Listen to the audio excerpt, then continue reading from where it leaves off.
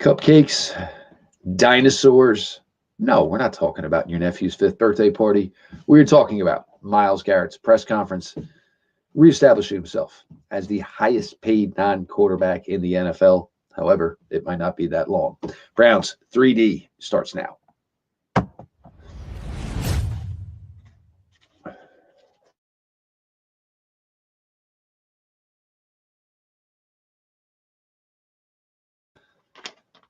Welcome back, my friends, to the show that never ends, your daily delivery of all things dog pound. Browns 3D on the OBR, brought to you by State Sharpening Mower Sales and Service. I am your host, Jeff Lloyd. Certainly been a slow, probably last 36, 48 hours, Browns news-wise, but we certainly still appreciate everybody who's pouring out, reading all the written content, coming out night for the nightly streaming content, whether it's following the OBR on YouTube or, of course, over on Twitch. Certainly start here, for today, Myles Garrett, the press conference, announcing the contract extension.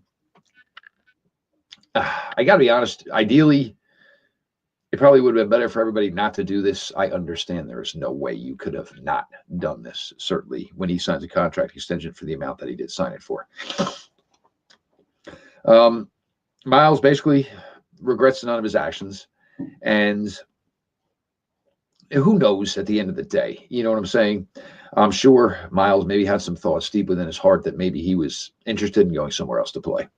I'm sure at some point reality had to kick in for he and his camp that he was just not going to get those opportunities to go somewhere else. And then the contract, and look, don't be fooled. Don't be fooled. You all knew, anybody who's loyal to the OBR knows that the Browns had no issue whatsoever in tearing up and giving Myles what he was due. They know full well they had every intention on doing so. So anybody's trying to tell you otherwise, just somebody else is trying to kick the Browns like they always try to do. As far as, not having, essentially any regrets and, feelings and, where is this all going to go? How does it get better? Well, it'll get better when there's games to be played again. And Myles has 2 sacks week 1. Of the 2025 season. And there's also this thought. I mean, look, yes, this was a hurt fan base when the original acquisition was made for Deshaun Watson. But this fan base, as loyal as it is to this team and this franchise, many, many were ready to turn the other cheek and turn a blind eye to the things that he had done and the things he had been accused of doing, all for the sake of this team being a winner. Same thing will happen in regards to Myles. Winning cures everything in situations like this. Of course, you do certainly have to win. Now, Myles was asked questions and certainly did answer them. There was one visible, obvious, audible next question. If you can think about maybe any negative piece that had been written about Myles Garrett recently, you can probably pick the name of the question that Myles chose to ignore. Asked about, what did you do as far as, Russell Wilson being in the building yesterday? Myles Garrett was in the building yesterday. What kind of recruiting pitch did you have? And this is actually pretty good. And unfortunately, right now, because everything is still the wounds are still too fresh, it kind of probably didn't get the love it deserved, but I actually thought it was pretty good. Personally, was basically he told Russell Wilson, well, I'll save you from throwing you on the ground 3 to 4 times next season. So I did get a little bit of a chuckle out of that, of course. So, Myles, look, and for what you say, you have to take him at his word. He sounds like he is bought in. He sounds like this is still his team. He still sounds, like this is, what his job is going to be, what he's going to do. He's going to look out for this team on a day in, day out basis, do everything he can to improve it. Certainly, some of this is going to have to be on himself as well. Myles is going to have to, be the guy. There have been some mention about maybe Myles missing time, this, that, and the other thing. And look, there were times, you would just see on a random Wednesday that, these players are not practicing and Myles Garrett has been excused from practice. Certainly seemed odd at the time, right? You know, you just don't go. I mean, Disney mod. But look, nobody's going to care at the end of the day. Look, Myles Garrett is the franchise player for this team. He is basically the baton handed from Joe Thomas. It's been handed to Myles Garrett. We'll see who the person Myles hands that baton to for this franchise. Maybe Abdul Carter. So in time, this is all going to be forgotten, you know. And look, you know, I'm with the rest of you. You know, I don't think the franchise deserved the way Myles handled things. I've said it before, and I will say it again. But at the end of the day, you know, if you're the Browns, yeah, you're probably not happy about the way some of these things went down. But it wasn't exactly the clear and direct path you wanted to get this done with Myles. But however it got there, it got to what the Cleveland Browns ultimately wanted at the end, and that was Myles Garrett staying in Cleveland and now under contract till he will be 35 years old. And hopefully by that time, we're talking about another 100 career sacks for number 95. I'm starting to wonder in regards to Kirk Cousins, and I don't know how much you can take from this. And it's out there, and it's on social media, and it's through a Minnesota Vikings podcast with a video that I saw. And apparently Kirk Cousins was at Liberty University, I think, this past weekend. And there was a guy there who wanted to see Kirk Cousins. He was a Vikings fan. And Kirk Cousins, you know, during the meet and greet, took some time, acknowledged this guy and his kid. And, you know, basically said, you know, that he kind of missed Minnesota and maybe made the reference that his wife missed Minnesota. And maybe there could be something there where Kirk Cousins, one of the teams he could be possibly connected to, and this is a team that I don't think a lot of people would be talking to in regards to Kirk Cousins, would in fact be the Minnesota Vikings. Look, I'm not saying there's much to this. I will say that, you know, with Kirk Cousins, there is a no trade clause. So all of this stuff, and of course, that doesn't mean a hill of beans, of course, if the Atlanta Falcons do in fact release him, which is, I believe, will be the case. And we should have that news somewhere in the next 48 to 72 hours. So whether or not, you know, that's factual or that's true, it's certainly something to keep your eyes on for, you know, what is working on here with the Browns quarterback situation. Russ Wilson, of course, was in town yesterday, Friday here today in New York, visiting the New York Giants. Who's to know at this point? I mean, and then there's the Aaron Rodgers meatball out there, which is kind of just holding up everything. So who knows how any of this goes? You know, I mean, the Pittsburgh Steelers, they're good now. They got their quarterback. You brought back Mason Rudolph. So that team obviously certainly ready and rock and rolling to go towards 2025. So this quarterback situation just continues, you know, to be an elongated process. Of course, Kenny Pickett is in the building now. Kenny Pickett is, of course, here after the trade with the Philadelphia Eagles. The Browns trade for Kenny Pickett. Of course, they send out DTR, the 5th round pick. But you're still looking and you're still wondering, you know, Kenny Pickett, we've gotten to hear him a little bit now. You know, press conference with Kenny Pickett. You know, did some time with the guys over on Browns Daily, which was excellent as well.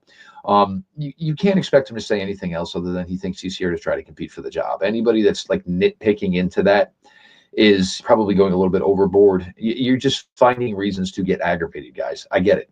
Look, you were going to be aggravated with this quarterback search work anyway. You were always going to be aggravated with it. We told you a million times that the options just were not all that appealing. There were not that many good options. And I think maybe for many, the realization of that is really starting to come in effect now. You know, the way the wide receiver dominoes are trickling down and not trickling down the quarterback dominoes are coming down and not coming down really in any great capacity for this team. Still going to be a long process. You know, who knows how long the Russ Wilson thing plays out? Who knows how long the Kirk Cousins things plays out? Who knows how long the Aaron Rodgers things plays out? You know, this is going to go on here, it appears, for a while. I don't think I see any dust settling anytime soon in regards to the quarterback situation. We're going to talk a little bit more here about what the Cleveland Browns have done to this point this week. Everybody just stick around, and appreciate you all for supporting the show here. Browns 3D on the OBR. We are very thankful for the support we're getting from the good folks over at State Sharpening Mower Sales and Service in Broadview Heights. If you are near the Cleveland area, they are your one-stop shop for all things lawn equipment. Listen, you want to spend your Sundays watching the Browns play, not cutting your grass. Let the guys at State help you get your weekend back. They specialize in both residential and commercial equipment for Toro, the brand professionals haven't counted on for more than 100 years. Whether you are looking for a new, dependable time cutter, zero turn, genuine Toro replacement parts, or expert service from experienced technicians who keep your mower in peak condition, State has got your back. Veteran-owned, the Kane family are lifetime Clevelanders, lifetime Browns fans, and proud supporters of the OBR. Again, if you are local to Cleveland, State Sharpening Mower Sales and Service in Broadview Heights is your hometown team for all your lawn equipment needs. All their info is at statesharp.com. That is STATESHARP.com.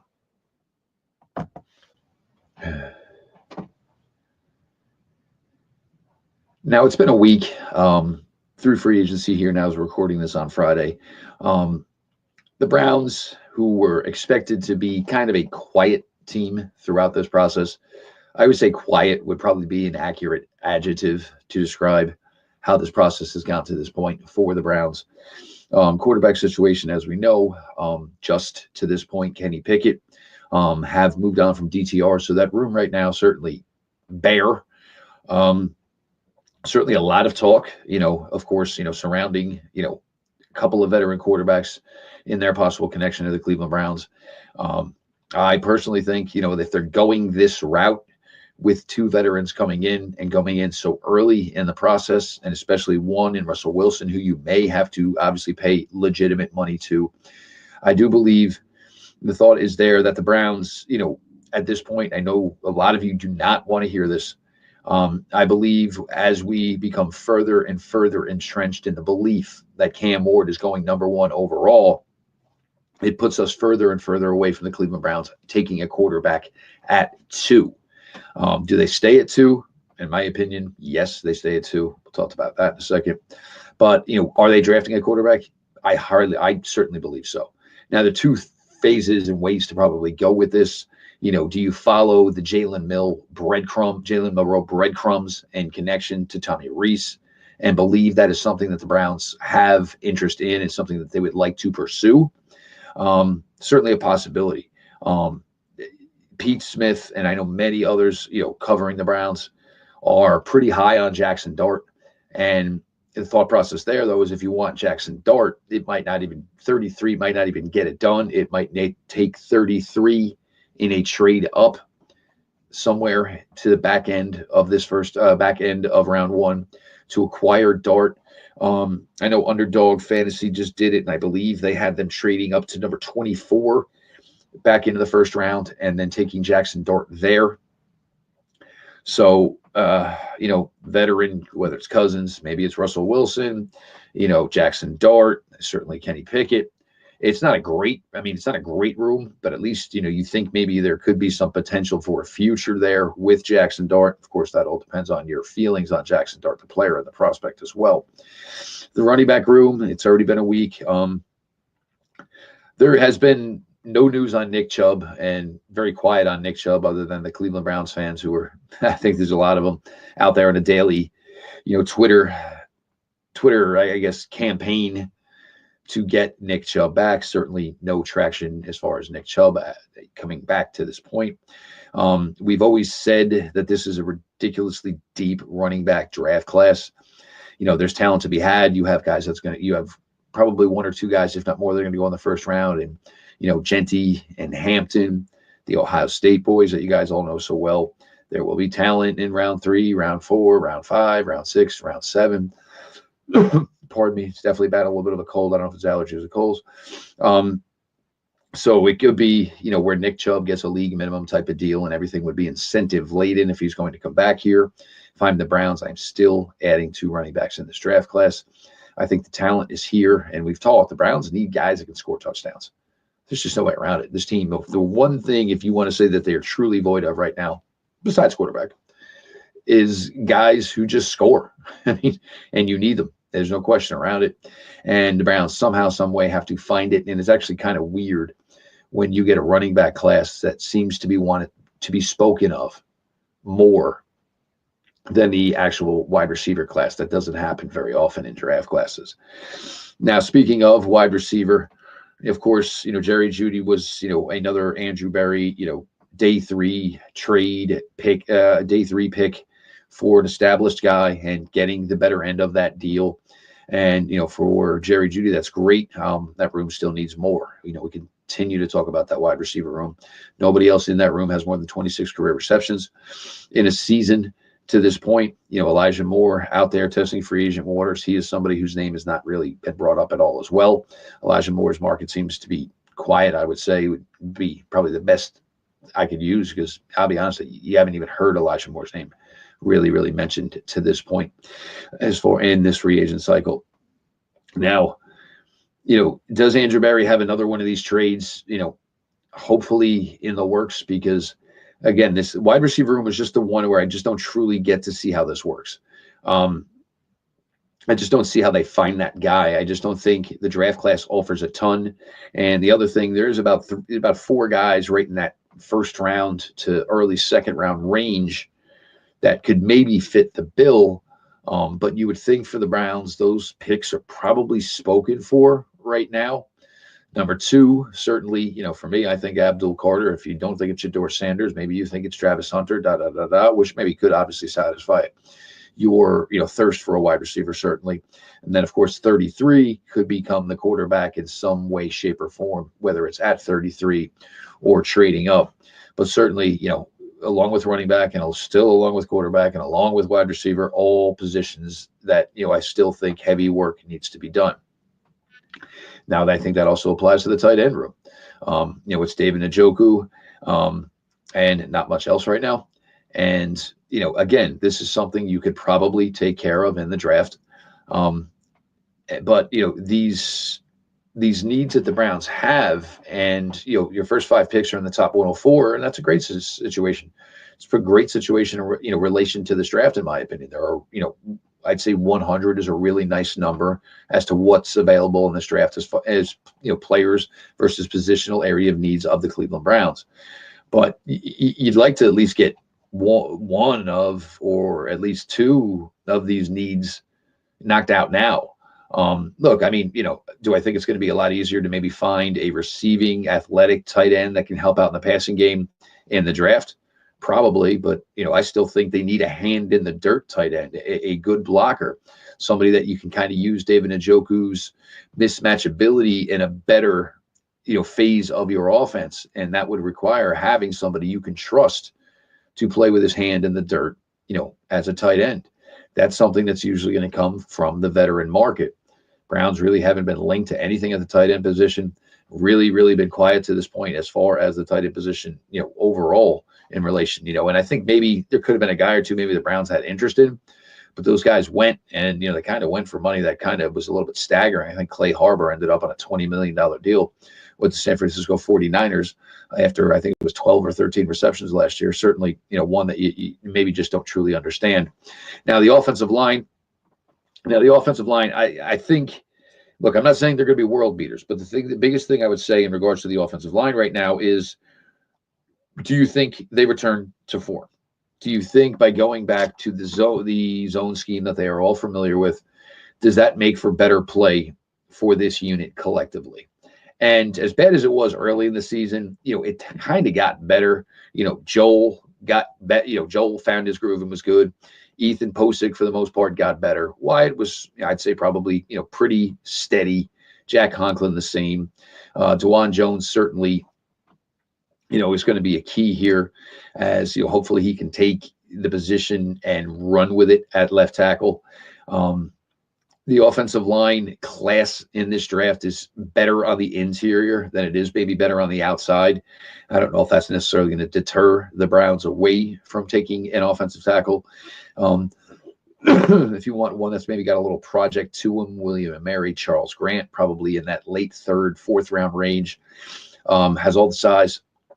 Tape was great at William and Mary, showed pretty well down in Mobile at the Senior Bowl. So maybe somebody the Browns could be looking at, because it is going to be a weird situation where the Browns have these 5 picks in the top 104, no 5th round pick, and then it's only 6th and 7th. So A little dicey as far as that goes for Cleveland because they're going to kind of get that draft snooze where for almost like 2 complete rounds, they are not going to essentially have any capital. So, a lot of players certainly will go off the board in that time, and it puts the Browns in a tough spot here, especially if they are going to use a trade-up scenario, and who knows what it would cost them if they have to trade back up into the first round to try to get a quarterback. Now, we kick it over and, talk about kind of where the defense is at right now. Now, defensively, obviously additions, this week, Malik Collins, Tryon Shoyinka. Now, start here and you look at the edge position. Myles here now, and no more doubts about it. Anything's obviously been wrapped up as Myles has agreed to his extension. So Myles Garrett currently, Isaiah McGuire currently, Alex Wright coming back for his final year on his rookie deal. Tryon Shoyinka brought in 1 year, $4 million, and Ogbenaya Arankwo. And even though maybe Ogbo maybe really gave everybody a scare yesterday through his social media, and then that was taken down quickly, and basically he just made it sound like, hey, I'm just babbling about life in general here. With 5 already here, and obviously the high speculation that Abdul Carter is, I don't want to aggravate you who aren't seeing it the way I'm seeing it, but obviously, so I will phrase it as Abdul Carter being in high contention to be the Browns' number 2 pick overall. You're not going to have 6. So my belief, honestly, is that maybe Ogbo was putting something out on social media yesterday, and I think once it kind of had a little mini blow up like it did, I think he was asked to maybe take it down. And the reason I think he was maybe asked to take it down was the Browns might be gauging if there's any interest in Ogbenaya Okoronkwo. And, I don't think it would cost much. Certainly think the Browns would take a day 3 pick for him. You look at teams, perhaps Detroit and others, and look, I mean, heck, Buffalo just made some moves on the defensive line and actually just got the news today that 2 of those players will be missing 6 games due to PED violations, which is crazy. Because I was joking with Pete Smith yesterday that maybe they signed, Joey Bosa with the intention of, hey, we'll see in December. Maybe now Joey Bosa is going to have to play a lot earlier in that season in that joking scenario we played.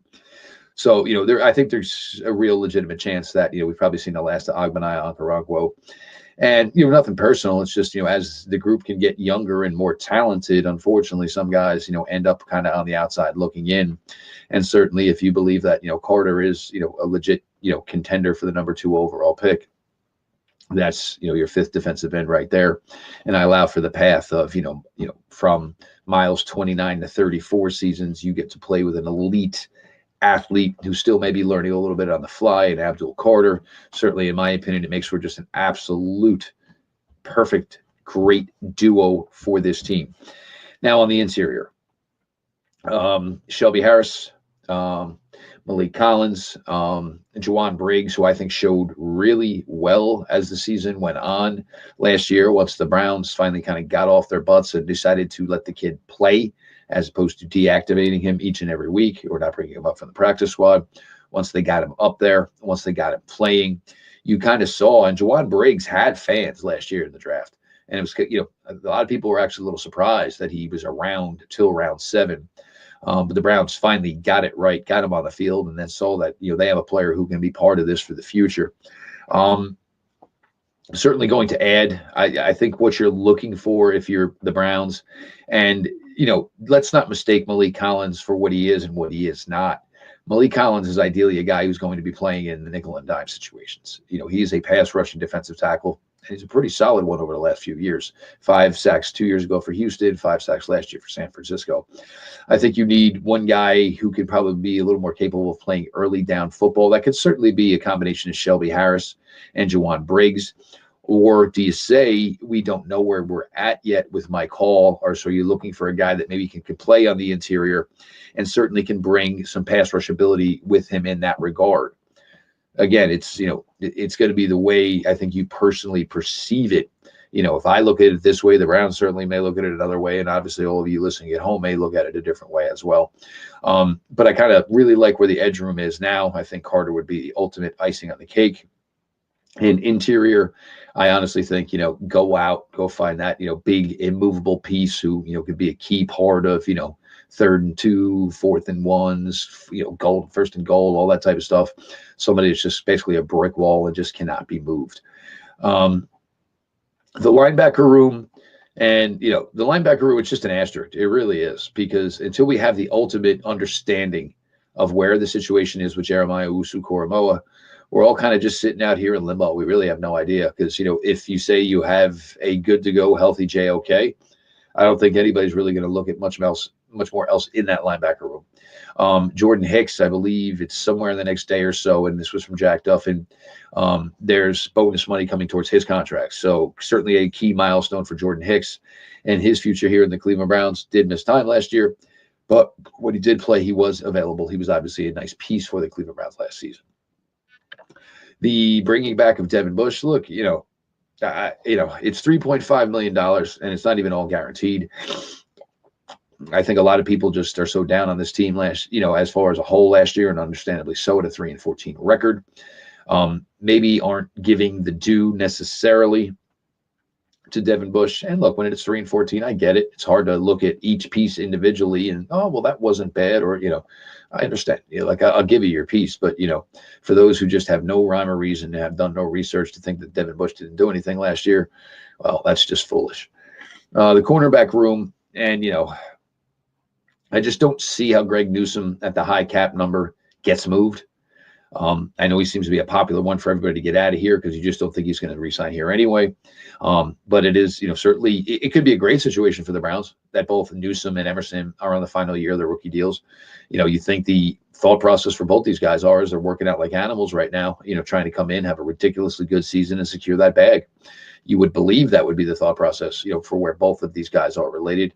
And, we'll find out more. I'm sure the Browns will add another cornerback probably through the draft. They're already 5 deep, and this is between Denzel and guys they have drafted through this regime, Cam Mitchell and Harden as well. So, they are deep at the cornerback position. Safety, right now, you're literally just looking at Grant Delpit, and you're looking at Ronnie Hickman, D'Anthony Bell. I believe it was Seattle. I'm not sure if there are any other trips planned for D'Anthony Bell, who's earned a reputation as a core special teams player. Certainly can contribute within your defensive packages as well, in your sub packages, your nickel and your dime. So just, for D'Anthony Bell, it just seems like maybe there's just not a ton of traction there. As far as the Browns bringing him back, who knows? I mean, I thought, for a guy that came in here as old as he was, really found a way to, get himself into a good spot here with this team, and, ended up becoming a player that could be, a contributor. He came out of a small college in Florida. I think it was North Florida, and I think they're like the Argonauts, came into the league. He was almost 25 years old, ascended quickly with good special teams as a rookie, was playing special teams all throughout, the regular season as a rookie after shining in preseason. Year 2, year 3, definitely showed some wear and, showed well for himself. But the Browns might also think, hey, we can just redo this and go find maybe another free agent safety, undrafted guy who's not, older. So maybe we can reset the clock on that position there. Again, so I think the week, if your expectations were for more in week 1, I get it. I think the realization was that it was not going to be crazy active as far as this team was concerned in week 1. We're still certainly waiting on some more clarity in regards to the quarterback position. There's no question about that. And offense on the skill positions just as a whole. Because I think if you look at this team right now, and look, I think Abdul Carter is going to be that guy. So that's why I'm saying commit the number 2 pick to Abdul Carter. But, the quarterback questions are huge. The running back room kind of looks like, tumbleweeds right now. The wide receiver room, and, even if you have promise for Cedric Tillman after last year, I understand that. It's still not enough to go on. They need to get another proven commodity in here.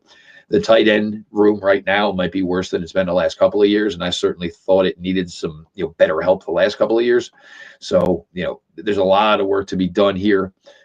Yes, a lot of these answers can be questions can be answered in late April during the draft. But I think the Browns, kind of need to get, basically in the game here a little bit and see if they can maybe, tackle a couple of the questions they have about these skill positional groups, get them answered now and get them answered through free agency, making for a much more easy and maneuverable draft of 2025. Been a monster week here. Of course, all started with the Myles Garrett extension news and then into free agency and the players added. So we appreciate everybody for all the support here at the OBR, whether it's the written content on the site over at 247 or, of course, to the nightly streaming shows. Things I think I know will be on after us, Brad Ward, so make sure that you check that out. Brad, whoever guest he has on, do a fantastic job, so make sure you're checking it out for that. Subscribe on YouTube. Make sure, of course, you subscribe to the OBR over on Twitch as well. Browns 3D on the OBR has been brought to you by State Sharpening Mower Sales and Service. This has been your daily delivery of all things Dog Pound, Browns 3D, and we'll talk to you all tomorrow.